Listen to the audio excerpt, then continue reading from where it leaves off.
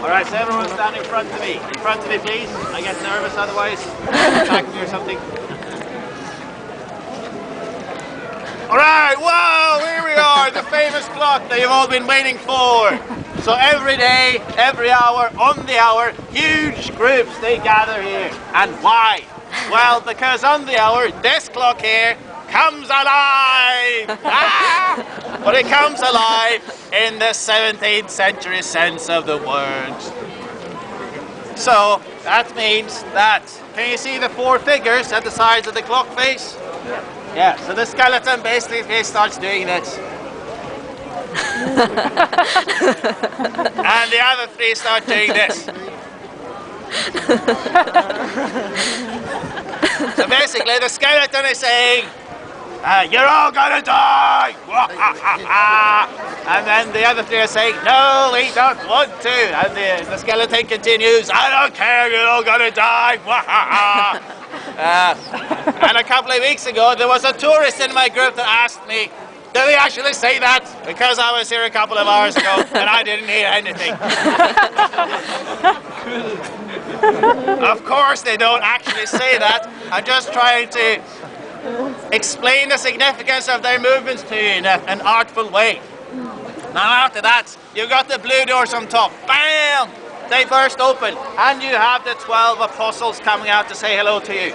If you're lucky, because sometimes it's broken. And that looks something like this. Allow me. Apostle! Apostle! Apostle! You kind of get the idea, yeah?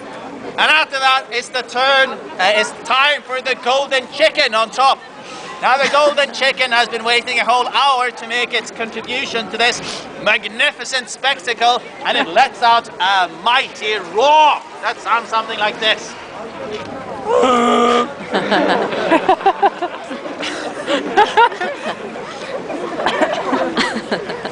And then it's all finished, and people, they lower their cameras with a look of confusion on their faces, and something dies inside of everyone.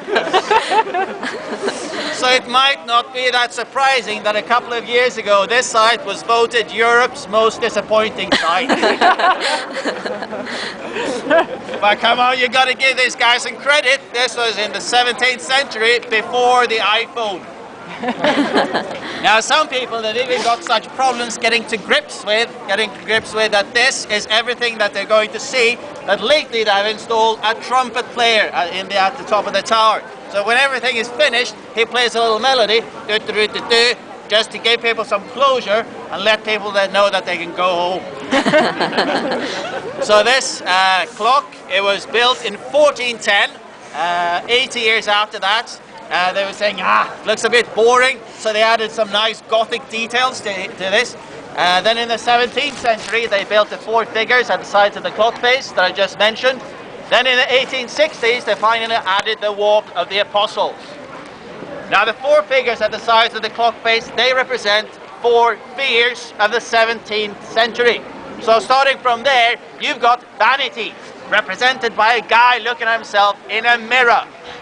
I believe they're called metrosexuals today. And then next to him, you've got greed, symbolized by a Jewish moneylender hiding a bag of gold. Now that guy used to have a beard, but in 1948, the communists shaved it off because they thought it was politically incorrect. Now don't ask me how you shave off a wooden beard. As you can see, I'm not too much about shaving. And then on the other side, you've got death, obviously symbolized by the skeleton, and then next to him you've got a guy with a guitar, symbolizing the 17th century fear of rock and roll. Or it might be the infidel or the Turk, because Europe was busy fighting the Turks at this time. Now this clock was built by a guy called Master Hanush, and at the time it was completely unique in the whole wide world. So to thank him, the emperor invited him up to the castle, gave him a high five, and then blinded him with a red-hot poker. Pulled out his tongue, which was really long, and cut off. So this was to make sure that Hanush wouldn't be able to make anything similar for anyone else, or to be able to tell anyone else how to do it. So that was the first Czech incident of copy protection, or copyright protection. Now obviously Master Hanush, he was a tad bit annoyed about this, so he came back here and he cursed the clock. So it didn't work for 100 years. Others simply say that he swallowed one of the cogwheels, but that's the boring version. So I've got no idea how he made his way back here from the castle without any eyes. I mean, he couldn't even ask for directions. Right, so we're finished with the two first stops of Old Town. It's the Old Town Square and this clock tower, and now we will continue to one of Europe's most important concert halls. And to get there, we'll go to the corner of this building and go up the street for 3 minutes, and then we'll get there. All right, everyone, this is the free tour. You're welcome to join.